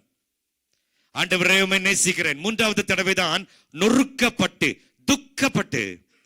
I follow the Amplified Bible. In the Amplified version it says he became broken hearted. அவன் நொறுக்கப்பட்டு சொல்லுகிறான், ஆண்டவரே, நீர் எல்லாவற்றையும் மறந்திருக்கிறேன். நான் உணர்ச்சி வசப்பட்டு பின்பற்றினேன், நான் எதிர்பார்த்து பின்பற்றினேன், நான் தலைவனாக வேண்டும் என்று பின்பற்றினேன், இப்ப எல்லாவற்றையும் மறந்திருக்கிறேன். இப்ப சொல்றேன், ஜீசஸ், அன்பின் அடிப்படையிலே உம்மை பின்பற்றுவதற்கு என்னை ஒப்புக் கொடுக்கிறேன். அந்த பேதுருவை தான் ஆண்டவர் பரிசுத்த ஆவியினாலே நிரப்பி முதல் பிரசங்கியாராக அப்போஸ்தலர் 2வது அதிகாரத்திலே ரட்சிக்கப்படுகிற 3000 பேரை அவன் உருவாக்கத்தக்கதாக அவனை பயன்படுத்தினார். படித்தவன் இருந்தான், இயேசுவுக்கு பிரியமான யோவான் இருந்தான். ஆனால் இந்த அன்பின் அடிப்படையிலே ஒப்புக் கொடுத்த பேதுருவை ஆண்டவர் பயன்படுத்தினார். அன்பு என்றால் என்ன? It's a big question. What is love? ஒரு நிறைய பேர் லவ் அஃபேரோட கவுன்சிலிங் வருவாங்க. ஆண்டவர் பேசுவார், விட்டுரு விட முடியாது, வருவாங்க. அவங்ககிட்ட நான் கேட்கிற முதல் கேள்வி என்னன்னா, why do you love her? அல்லது why do you love him? பதில் என்ன தெரியுமா?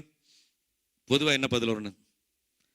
பசங்க வந்து அழகுக்கு விழுந்துருவாங்க, பிள்ளைங்க வந்து டேலண்ட்ஸுக்கு விழுந்துருவாங்க. இதான் சைக்காலஜி.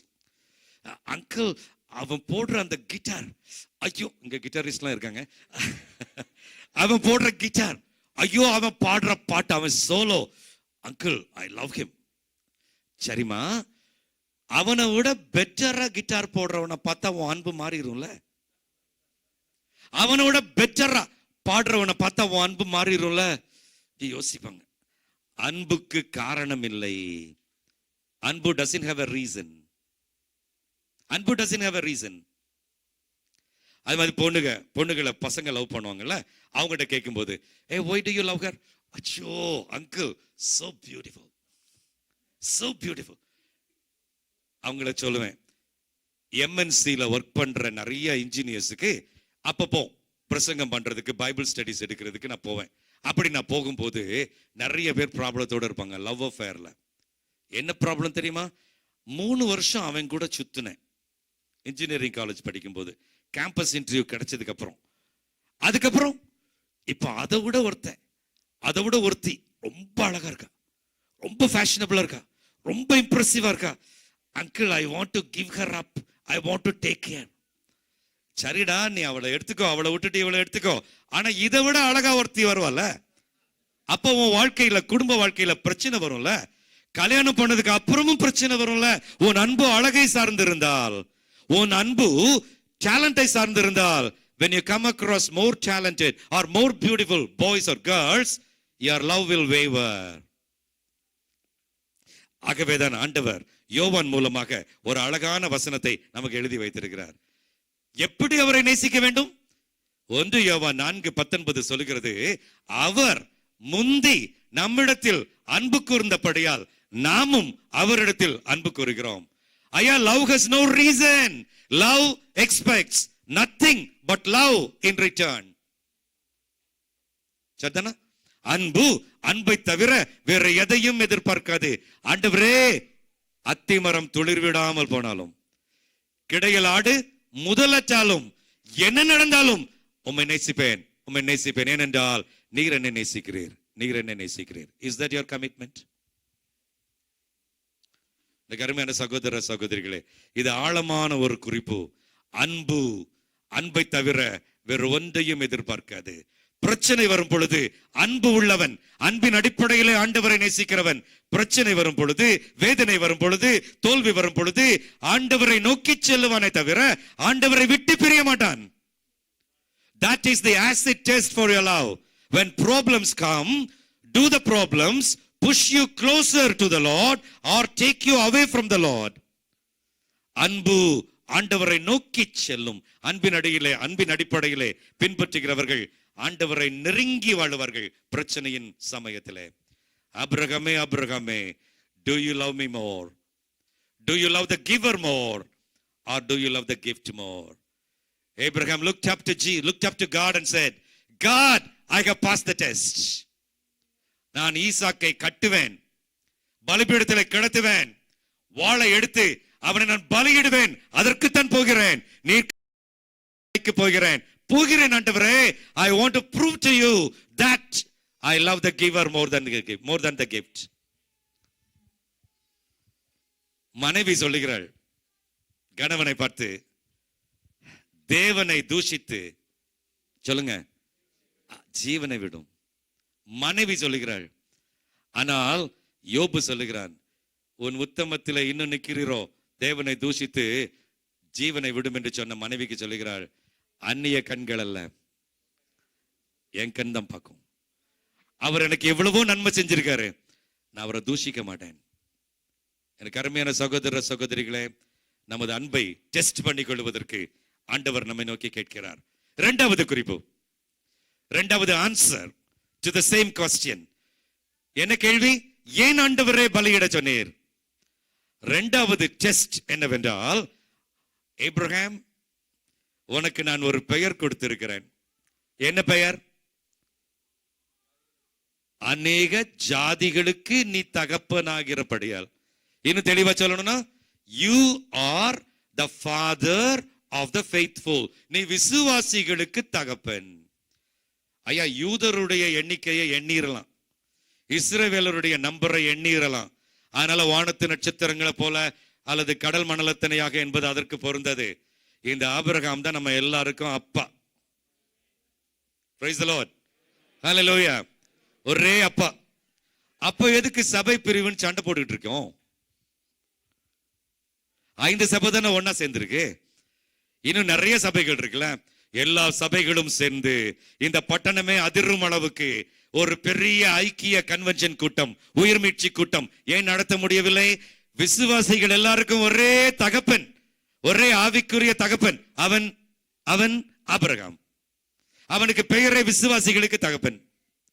ஆகவே ஆண்டவர் இந்த ஆபிரகாமை பார்த்து கேட்கிறார், உனக்கு புது பெயர் வச்சிருக்கேன்பா, விசுவாசிகளுக்கு தகப்பன். உனக்கு ஒரு பெரிய சந்ததி வரும்.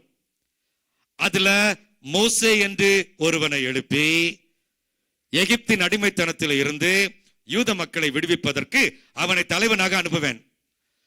அவன் என்கிட்ட பேர் கேட்பான். ஆண்டவரே, உங்க பேரே தெரியாது, நான் திக்குவாயும் மந்தநாபம் உடையவன், தியாலஜி தெரியாது, இருக்கிறவாக இருக்கிற, அதெல்லாம் எனக்கு புரியாது சாமி, அதெல்லாம் எனக்கு ஒண்ணுமே புரியல. அப்ப நான் அவனுக்கு சொல்லுவேன், உன் பேரை சொல்லிதான் என்ன இன்ட்ரோடியூஸ் பண்ணுவேன். அப்படிதான் ஆண்டவர் செஞ்சார். நான் ஆபிரகாமின் தேவனும் ஈசாக்கின் தேவனும் யாக்கோபின் தேவனும் ஆகிய கர்த்தர், உன் பேரை சொல்லி என்னை இன்ட்ரோடியூஸ் பண்ண போறேன். அப்படின்னா ஐ want to test your faith. விசுவாசம், அன்பு என்கிற 2 அம்சங்களும் ஒரு விசுவாசிக்கு ஆணிவேர், 2 கால்கள். இயேசுவினுடைய சீடனுக்கு முதல் அன்பு தேவை, அசைக்க முடியாத ஆழமான விசுவாசம் தேவை. இந்த 2 கால்கள் இல்லாமல் அவன் நடக்க முடியாது. அன்பின் அடிப்படையிலே விசுவாசம், விசுவாசத்தின் அடிப்படையிலே அன்பு. ஏன் இயேசுவை நேசிக்கிறேன்? அவர் எனது ரட்சகர், எனக்கு வாசஸ்தலங்களை ஆயத்தம் பண்ணி கொண்டிருக்கிறார். காணப்படுகிறவைகள் அநித்தியமானவைகள், காணப்படாதவைகளோ நித்தியமானவைகள். இந்த விசுவாசத்தின் அடிப்படையில் அவரை நேசிக்கிறேன். அவரை நேசிக்கிறபடினாலே ஆழமா விசுவாசிக்கிறேன். ஆகவேதான் எப்படி ரட்சிக்கப்பட்டோம்? அழகா அந்த சிங்கிங் லீட் பண்ணவர் சொன்னாரு, கிருபை கிருபை. என்னையும் வம்புக்கு எடுத்தாரு. இந்த மாதிரி ஒரு பிரசங்கியார்னு சொன்னாரு. கிருபை மட்டுமல்ல, கிருபையினாலே, எபேசியர் 2:8, எபேசியர் 2:8, கிருபையினாலே விசுவாசத்தை கொண்டு. யாருடைய கிருபை? அவர் கொடுக்கும் கிருபை. இயேசுவை சிலுவையிலே மரிக்க வைத்தாரே, அவரது பரிசுத்த ரத்தம் சிந்தப்பட்டதே, அது தேவனுடைய கிருபை. ஆனால் என் விசுவாச கரத்தை நீட்டி நான் ரட்சிப்பை பெற்றுக் கொள்கிறேன். I have to stretch my hands of faith and receive my salvation. எனக்கு அருமையான வாலிப தம்பி, எனக்கு அருமையான வாலிப தங்கச்சி, young man, young lady, have you received salvation? Stretching out your hands of faith, putting your trust in Jesus Christ. மனம் திரும்பின அனுபவம், ரட்சிக்கப்பட்ட அனுபவம், ஆண்டவராலே மாற்றப்பட்ட அனுபவம். விசாலமான பாதையை விட்டு குறுகிய பாதையிலே அடியெடுத்து வைத்து, நான் இயேசுவுக்கு சொந்தம், என் இருதயத்திலே வாழுபவர் இயேசு, என் வாழ்க்கையின் மத்தியிலே இருப்பவர் இயேசு. Jesus is the center of my life. He is the Lord and the master of my life. I owe my life to Jesus. இந்த அனுபவம் உண்டா? ரட்சிப்புக்கு உதவி செய்வது அந்த விசுவாசம். ஆகவே ஆண்டவர் இந்த விசுவாசம் என்கிற ஆணிவேரை ஆபிரகாம் விட்டு விட்டானா என்று டெஸ்ட் பண்ணுகிறார். எனக்கு ஒண்ணுமே புரியலையே. புரியும் உங்களுக்கு. இந்த ஆபிரகாம் ஆண்டவருக்கு பதில் சொல்கிறான், Lord, you want to test my faith? Oh, I am ready, Lord. I am ready because I will pass in this test. I will pass with 100%. ஏனென்றால் ஆண்டவரே, நான் எனது மகனை, ஆசை மகனை, காத்திருந்து பெற்ற மகனை, கொசு கூட கடிக்காமல் பாதுகாத்த ஒரே மகனை நான் வெட்டுவேன், ஆனால் அவன் சாக மாட்டான். அப்படி செத்தாலும் அவன் உயிரோடு வருவான். ஏனென்றால் நீர் எனக்கு வாக்குத்தத்தம் கொடுத்திருக்கிறீர், ஈசாக்கினிடத்தில் உன் சந்ததி விளங்கும். என் உடன்படிக்கையை நான் ஈசாக்குக்கும் அவனுக்கு பின்வரும் சந்ததிக்கும் நித்திய உடன்படிக்கையாக ஸ்தாபிப்பேன். நீர் வாக்கு மாறாத ஆண்டவர், நான் அதை விசுவாசிக்கிறேன்.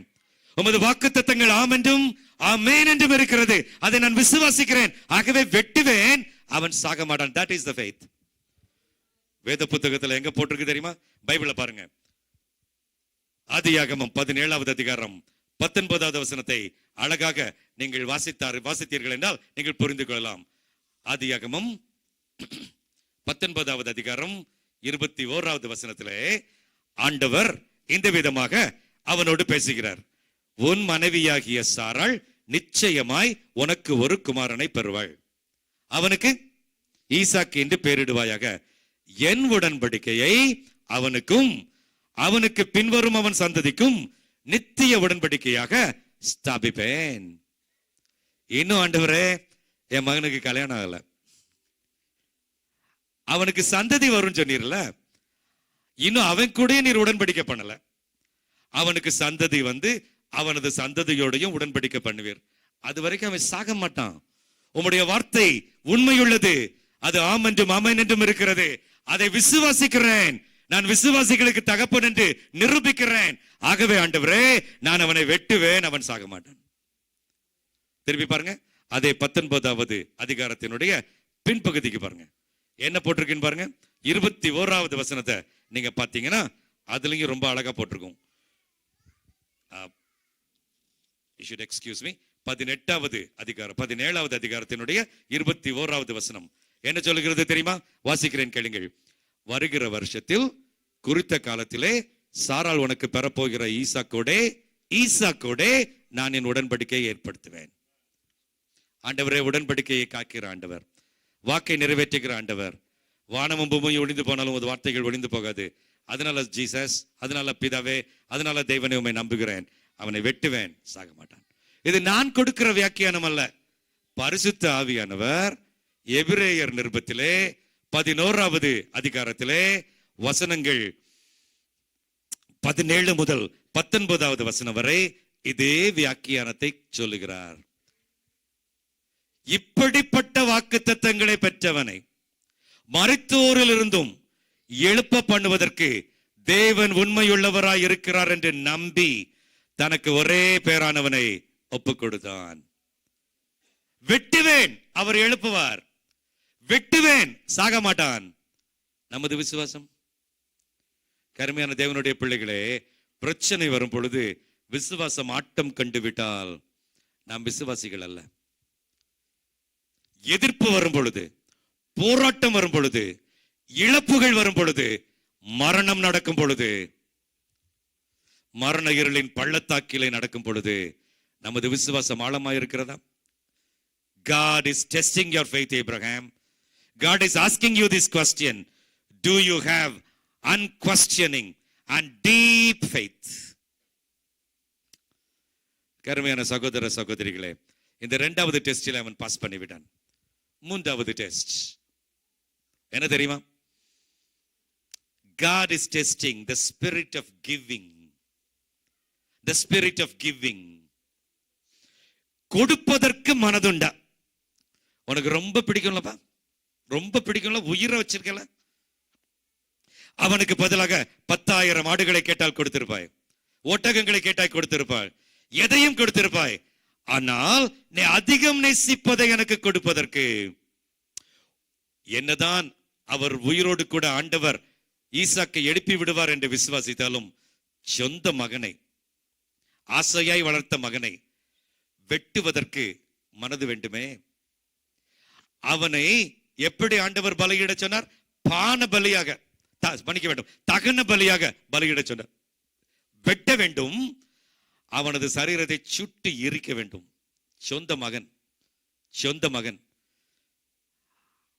அதை கொடுப்பதற்கு பாதிக்கப்படும் வரை கொடுப்பதற்கு, வேதனை வந்தாலும் கொடுப்பதற்கு, அது உனக்கு வலி கொடுத்தாலும் கொடுப்பதற்கு உனக்கு மனதுண்டா? மூடி ஒரு பெரிய பிரசங்கர், சிகாகோ பட்டணத்தையே அதிர வைத்தவர். அவர் பிரசங்க பண்ணிவிட்டு, கொடுப்பதை குறித்து பிரசங்க பண்ணிவிட்டு அவர் முடித்து விட்டார்.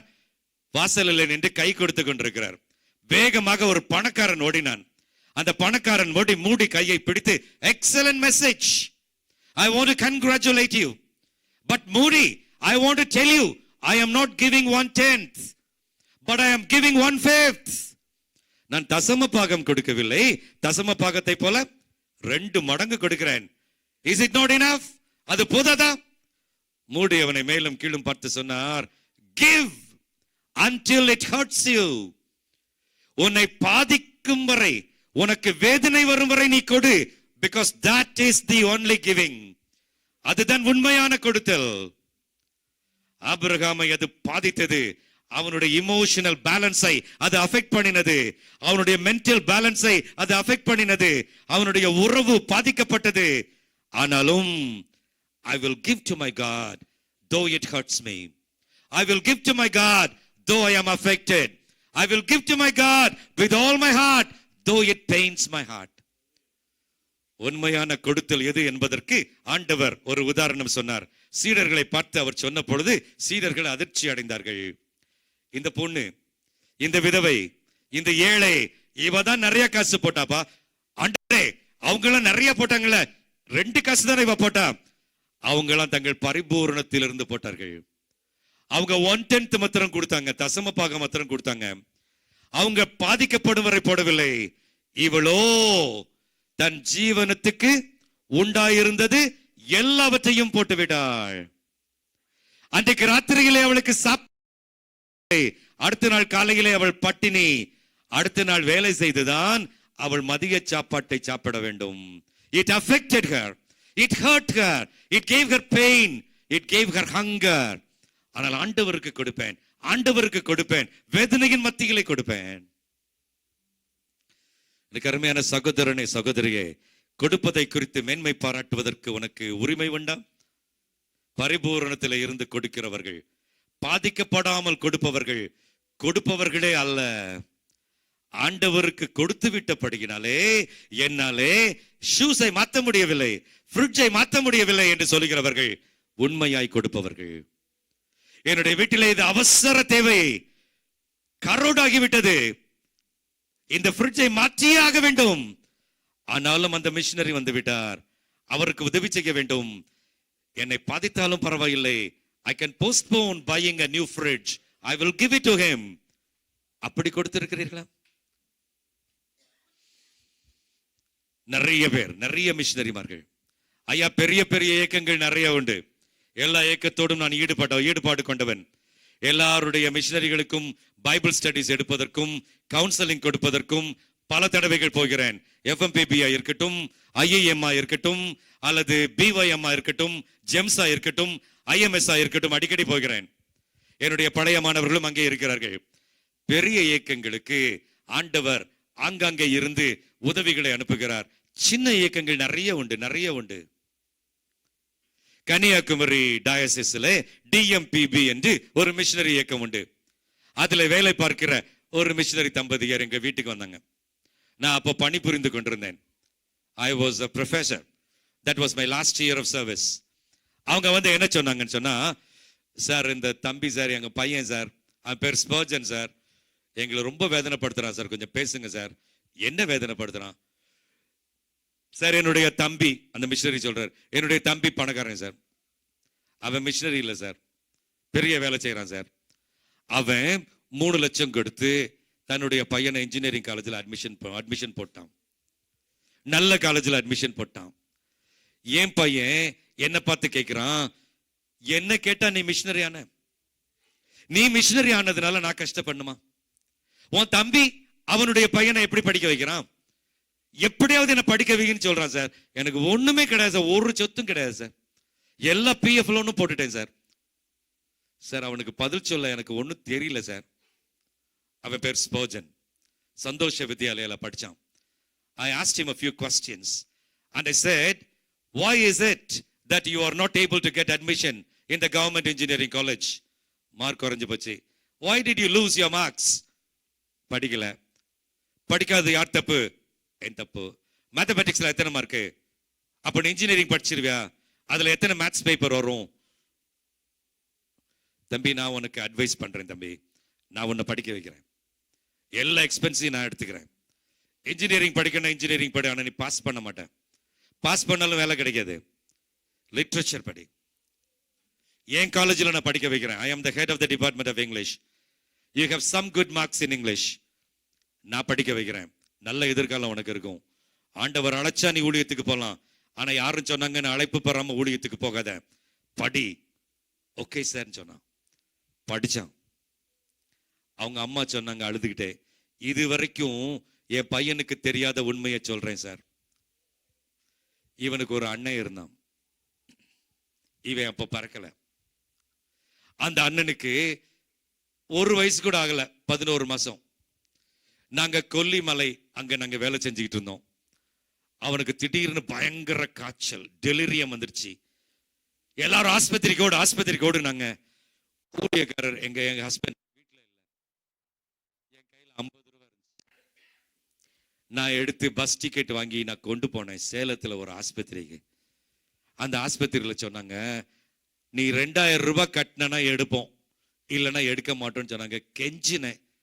நான் ஊழியக்காரின்னு சொன்னேன். நீ யாருனாலும் கவலை இல்லை, 2000 ரூபாய் வையின்னு சொன்னாங்க. ஒருத்தர் மெதுவா என்கிட்ட வந்து, அம்மா பையனுக்கு மூச்சு இல்லைன்னு நினைக்கிறேன் பாருன்னு சொன்னாரு. நான் பதறி போய் பார்த்தேன், செத்து போயிட்டான். அழுதேன், ரொம்ப நேரம் அழுதேன். என்னுடைய அந்த சொன்னவர் பக்கத்துல வந்து சொன்னாரு, அழாதம்மா, நீ காரியத்தை முதல்ல செய்ய. விடிஞ்சிருச்சுன்னா பஸ்ல ஏத்த மாட்டான், பணத்தை பஸ்ல ஏத்த மாட்டான். இப்ப மூடி வச்சுக்கோ, வீட்டுக்கு போயிரு. இந்த பஸ் டிக்கெட்டுக்கு காசு இல்லைன்னா உன்னால வீட்டுக்கும் கொண்டு போக முடியாதுன்னு சொன்னாரு. நான் அழுதுகிட்டே என் சேலையை வச்சு மூடிட்டு அழுதுகிட்டே வந்தேன். வீட்டுக்கு வந்தேன், அவர் இல்லை. படுக்கையில போட்டு அழுதது கேட்டு எல்லாரும் பக்கத்துல உள்ளவங்க ஓடி வந்து அழுதாங்க. மத்தியானம் 2 மணிக்கு அவர் வந்தாரு. நடந்ததை சொன்னேன், புதைச்சோம். இந்த ஸ்பர்ஜனுக்கு அது தெரியாது. அவன் மனசு புண்படுமேன்னு சொல்லல. இப்பவுமே என்ன கேட்டா நீ மிஷினரி ஆனன்னு கேட்டுட்டு இருக்கிறான். அவன்கிட்ட எப்படி சார் நான் சொல்ல முடியும்? நீங்க சொன்னதை கேட்டு அவன் படிக்கிறேன்னு சொன்னதுக்கு ரொம்ப நன்றி சார்னு சொன்னாங்க. அம்மா, ஐயா, கண்ணீரிலே வாழுகின்ற மிஷினரி குடும்பங்கள் உண்டு. பிள்ளைகள் எதிர்த்து பேசுகிறபடியினாலே சாதனை படிக்க முடியாத மிஷினரி குடும்பங்கள் உண்டு. பிள்ளைகளை நினைத்து அழுகிறவர்கள், படிக்க வைக்க முடியாதவர்கள், பாக்கெட் மணி கொடுக்க முடியாதவர்கள். ஸ்பர்ஜன் இன்றைக்கு பாண்டிச்சேரி யூனிவர்சிட்டியில எம்ஃபில் படித்தான். இன்றைக்கு பிஎடும் முடித்தான். Now he is working as a successful teacher in an international organization. அவனுக்கு நல்ல salary. He is a child of God. அவன் மூலமாக குடும்பம் உயர்த்தப்படுகிறது. ஆண்டவருக்கு ஸ்தோத்திரம், ஹalleluya. இப்படிப்பட்ட குடும்பங்களை கண்டுபிடித்து பாதிக்கப்படும் வரைக்கும் direct help, organizations will not allow you to help the individual directly. அது அவர்களது பாலிசியா இருக்கலாம். ஆண்டவருக்காக இண்டிவிஜுவல்ஸ் மீது இன்வெஸ்ட் பண்ணுகிறவர்கள் பெயர் வெளியே வராது, புகழ் வெளியே வராது. நான் புகழ் அடைவதற்காக இதை உங்களிடத்தில் சொல்லவில்லை. இன்னும் எவ்வளவோ காரியங்களை ஆண்டவருக்காக தியாகத்தோடு கூட நாங்கள் குடும்பமாய் செய்திருக்கிறோம். உங்களுக்கு முன் உதாரணமாய் சொல்லுகிறேன், இப்படிப்பட்ட நபர்களை ஆண்டவர் எதிர்பார்க்கிறார். ஆபிரகாமே, பாதிக்கப்படுவரை கொடுப்பாயா? நிறைவு கேள்விகள். எனது நேரம் முடிவதற்கு முன்பதாக ஏற்கனவே பேசினோமே, மனைவியும் கணவனும் இணைந்து செயல்படும் பொழுது அது வெற்றியுள்ள கிறிஸ்தவ குடும்பம். கணவனுக்கும் மனைவிக்கும் அந்த உடன்பாடு, அந்த அக்ரிமெண்ட் இல்லாமல் போகும் பொழுது, நான் சொல்வதை செய் என்று கணவன் அதிகாரம் பண்ணும் பொழுது, அன்பின் அடிப்படையிலே ஒருமனப்பாடு இல்லாமல் அதிகாரத்தின் அடிப்படையிலே கீழ்ப்படிதல் நடக்கும் பொழுது அது பலன் கொடுக்காது. வேதம் சொல்லுகிறது, பாஸ்டர், புருஷனே ஸ்திரீக்கு தலையா இருக்கிறாள். தலை நிற்க வேண்டும் என்றால் முதுகெலும்பு வேண்டும். சகோதரரே, பெண்கள் தான் முதுகெலும்பு. மறைந்திருந்து செயல்படுகிற ஒரு முதுகெலும்பு. எல்லா பாடுகளையும் எல்லா கண்ணீரையும் அவர் எல்லா ஜபங்களையும் உள்ளடக்கி உங்களை உயர்த்துகிற, உங்களை தலை நிமிர்ந்து நடக்க வைக்கிற, உங்களது தலையை உயர்த்துகிற முதுகெலும்பு உங்கள் மனைவிமார்கள். Strengthen the backbone. You will be walking with your head held high. ஒரு மனப்பாடு. ஒரு மிஷனரி கூட்டத்தில் இதே கேள்வி கேட்கப்படும் பொழுது இப்படித்தான் பதில் சொன்னார்கள். இந்த வியாக்கியானத்தை சொன்ன பொழுது, என் மனைவி என்னோடு கூட இசைந்து போனால் அந்த குடும்பத்தை, அந்த மக்கள் கூட்டத்தை ஆண்டவரிடத்தில் கொண்டு வந்திருப்பேனே. என் மனைவிக்கும் எனக்கும் உடன்பாடு இல்லையே. மனைவியை அடிக்கிற மிஷனரிகள் உண்டு உண்டு. அவர்களை ஆண்டவர் பயன்படுத்த முடியாது. ஏக சிந்தை அன்பின் அடிப்படையில் பிணைக்கப்பட்டவர்கள், இருவரும் ஒரே மாமிசம் ஒரே சிந்தையோடு நிற்பவர்கள். நான் நம்புகிறேன் சாராள் முழங்காலிலே நின்றிருப்பாள் திரும்ப வரும் வரைக்கும். ஆகவேதான் ஈசாக்கை மட்டும் அழைத்து கொண்டு 2 வேலைக்காரரை மலைக்கு அடிவாரத்திலே நிறுத்திவிட்டு ஆபிரகாம் மேலே போகிறான். என்ன சொல்லிவிட்டு போகிறான்? நீங்கள் இங்கே காத்திருங்கள், நானும் பிள்ளையாண்டானும் அவிடம் மட்டும் போய் தொழுது கொண்டு திரும்பி வருவோம். இதையேதான் தன்னுடைய மனைவியின் இடத்திலும் சொல்லி இருப்பான். மனைவியும் ஊக்கப்படுத்தி இருப்பாள். He cannot die, he will not die, because he has to live and he has to beget children and generations. இப்படிப்பட்ட மனைவிமார்கள், இப்படிப்பட்ட கணவன்மார்கள் தேவை. கடைசி கேள்வி, 2 நிமிடம் இருக்கிறது. என்ன கேள்வி தெரியுமா? அம்மா, ஐயா, தாழ்மையோடு கேட்கிறேன். ஈசாக்கை பலிபீடத்திலே கிடத்தும் பொழுது அவனுக்கு வயது 18, 19, 20, இது 3க்குள்ளாக 1 என்று வேத வல்லுநர்கள் எழுதுகிறார்கள். சின்ன பையன் கிடையாது. அவன் நினைத்திருந்தால் ஆபிரகாமை கட்டி ஆபிரகாமை பலியிட்டிருக்கலாம். ஆனால் ஆண்டவர் உன்னை பலியிட சொல்லுகிறார் என்று சொன்ன பொழுது படுத்துக்கொண்டான். கட்டுவதற்கு தன்னை ஒப்புக் கொடுத்தான். சந்தோஷமாய் தன்னை அர்ப்பணித்தான். உனது ஈசாக்கு. அம்மா, ஐயா, சகோதரனே, சகோதரியே, உனது ஈசாக்கு, உனது வாலிப மகன், உனது வாலிப மகள் படுப்பானா? படுப்பாளா? தன்னை ஒப்புக் கொடுப்பார்களா?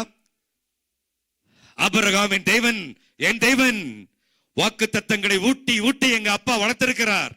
எங்களது அப்பாவுக்கு வாக்கு தத்தம் பண்ணின அந்த ஆண்டவர் என்னை உயிரோடு எழுப்புவார். நான் சாக மாட்டேன். அப்பா, என்னை வெட்டுங்கள் அப்பா. உங்களோடு கூட பேசின ஆண்டவர், உங்களுக்கு வாக்குத்தத்தம் கொடுத்த ஆண்டவர், 25 ஆண்டுகள் கழித்து என்னை புதல்வனாய் கொடுத்த ஆண்டவர் சாகவில்லை அப்பா. அந்த ஆண்டவரை நானும் விசுவாசிக்கிறேன் என்று ஒப்புக் கொடுத்தானே. உனது மகன் ஒப்புக் கொடுப்பானா? குடும்ப ஜபம் வீட்டிலே உண்டா? வேத வசனத்தை ஊட்டி ஊட்டி வளர்க்கிறீர்களா? மிஷனரி பாரத்தை அவர்களுக்கு திணித்து விட்டீர்களா? அவர்களை ஆண்டவரது பிள்ளைகளை மாற்றி விட்டீர்களா? ரட்சிக்கப்பட்டவர்கள் என்கிற பெயர் அவர்களுக்கு பொருந்துமா? மோனிகா என்கிற பெண்மணிக்கு ரவுடி அகஸ்டின் என்கிற ஒரு மகன் இருந்தான். அந்த ரவுடி அகஸ்டினுக்காக 18 ஆண்டுகள் முழங்காலிலே நின்று வாரத்துக்கு ஒரு நாள் ஃபாஸ்டிங் இருந்து அந்த அம்மா ஜெபித்தார்கள். ஆண்டவரே, என் மகனை ஆத்தும மகனாக தாரும். Change him. He cannot be a rowdy. He must become a saint. அந்த அகஸ்டினை ஆண்டவர் சந்தித்தார். He became Saint Augustine. Confessions of Saint Augustine என்கிற புத்தகத்திலே தன்னுடைய வாழ்க்கை சரித்திரத்தை அவன் எழுதி வைத்திருக்கிறான். அம்மாவின் ஜெபம், அம்மாவின் ஜெபம். ஐயா, குடும்பத்திலே எழுப்புதல் தேவை.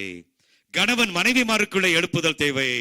மகன் மத்தியிலே, மகள் மத்தியிலே, குடும்பமாக குடும்ப ஜெபத்திலே எழுப்புதல் தேவை. அப்பொழுதுதான் அது சமுதாயத்தை பற்றி எரியும், அது திருச்சபைகளை பற்றி எரியும். What about your Isaac? தலைகளை தாழ்த்தி கண்களை மூடி ஜெபம் செய்வோமா? ஜெபிக்கும் நேரம் இது, ஜெபிக்கும் நேரம். திட்டமும் தெளிவுமா எனக்கு தெரியும். பரிசுத்த ஆவியானவர் உங்களோடு கூட பேசி இருக்கிறார். பரிசுத்த ஆவியானவர் உங்களது பாவத்தை, உங்களது குறைகளை, உங்களது அந்தரங்கங்களை, உங்களது வீட்டிலே நடக்கிற காரியங்களை காட்டி இருக்கிறார், கோடிட்டு காட்டி இருக்கிறார். நீ மறுக்க முடியாது. வெளியிலே எப்படி இருந்தாலும் உனது அந்தரங்கம் ஆண்டவருக்கு தெரியும். உனது குடும்பத்தினுடைய அலங்கோலம் ஆண்டவருக்கு தெரியும். உனது பிள்ளைகளினுடைய வாழ்க்கை ஆண்டவருக்கு தெரியும். God needs revival in the family. நீ மட்டும் விசுவாசியா இருந்தால், நீங்கள் மட்டும் ஆண்டவரை பின்பற்றினால், அன்பின் அடிப்படையில பின்பற்றினால் அது போதாது. My son, my daughter must become a child of God till he accepts Jesus. பலிபீடத்தில் அவன் படுக்கும் வரை, அவனது உச்சந்தலையில இருந்து உள்ளம் கால் வரைக்கும் பரிசுத்த அக்கினி அவனை அவளை சுத்திகரிக்கும் வரை நான் விடாப்பிடியாய் உபவாசித்து ஜெபிப்பேன். என் குடும்பம் ஆண்டவருக்கு தேவை, என் கணவன் ஆண்டவருக்கு தேவை, என் மனைவி ஆண்டவருக்கு தேவை. சகோதரனே சகோதரியே, முதல் அன்பு ஆண்டவரை அதிகமாய் நேசிக்கிற அன்பு, கிவரை அதிகம் நேசிக்கிற அன்பு, அசைக்க முடியாத விசுவாசம். பாதிக்கப்படும் வரை கொடுப்பதற்கு ஆண்டவர் பேசி இருக்கிறாரே. அழுது கொண்டிருக்கிற மிஷனரிகள், அழுது கொண்டிருக்கிற மிஷனரிகளின் பிள்ளைகள், கல்யாணத்துக்கு வெட்லாக் போட முடியாமல் ஏங்கிக் கொண்டிருக்கிற மிஷனரிகள் நிறைய பேர் இருக்கிறார்கள். பாதிக்கப்படும் வரை கொடுப்பதற்கு மனதுண்டா? அமைதியாக அரை நிமிடம் ஜெபிப்போம். இது அர்ப்பணிக்கும் நேரம். தனிப்பட்ட விதத்திலே, குடும்பமாக பிள்ளைகளை பலிபீடத்திலே படைப்பதற்கு ஆண்டவர் நேரம் கொடுத்திருக்கிறார். வாலிப சகோதரனே சகோதரியே, ஒரு அப்பாவின் விசுவாசம் உயிருள்ள விசுவாசம். நீ ஒருவேளை வழி விலகி போயிருக்கலாம். இப்போது கடவுள் உன்னோடு பேசுகிறார். ஈசாக்கு ஆபிரகாமோட ஆண்டவர் பேசினாரே, பிள்ளை ஆண்டான் மேல் உன் கையை போடாதே என்று. அதை கேட்ட ஈசாக்கு, பலிபீடத்தில் இருந்து வெளிவந்த ஈசாக்கு, மாற்றப்பட்ட ஈசாக்கு. He was a transformed Isaac. God wants to transform you, my dear girl, my dear boy, my dear young lady, my dear young gentleman. God wants to transform you. பலிபீடத்திலே படுப்பதற்கு மனதுண்டா? உன்னை சுத்திகரித்துக் கொள்ள மனதுண்டா? God is speaking to you. ஆண்டவரே, உம்முடைய வார்த்தைகளுக்காய் ஸ்தோத்திரம். யார் என்ன ஜெபிக்கிறார்கள் என்று உமக்கு தெரியும். நீர் யாரோடு என்ன பாடம் கற்றுக் கொடுத்தீர் என்று உமக்கு தெரியும்.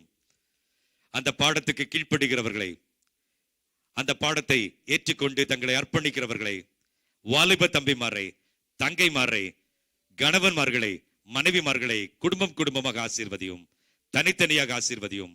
துதிகன மகிமை எல்லாம் எடுத்துக்கொள்ளும். இயேசுவின் மூலமாய் ஜெபம் கேட்கும், ஜெபம் கேளும் பிதாவே, ஆமென்.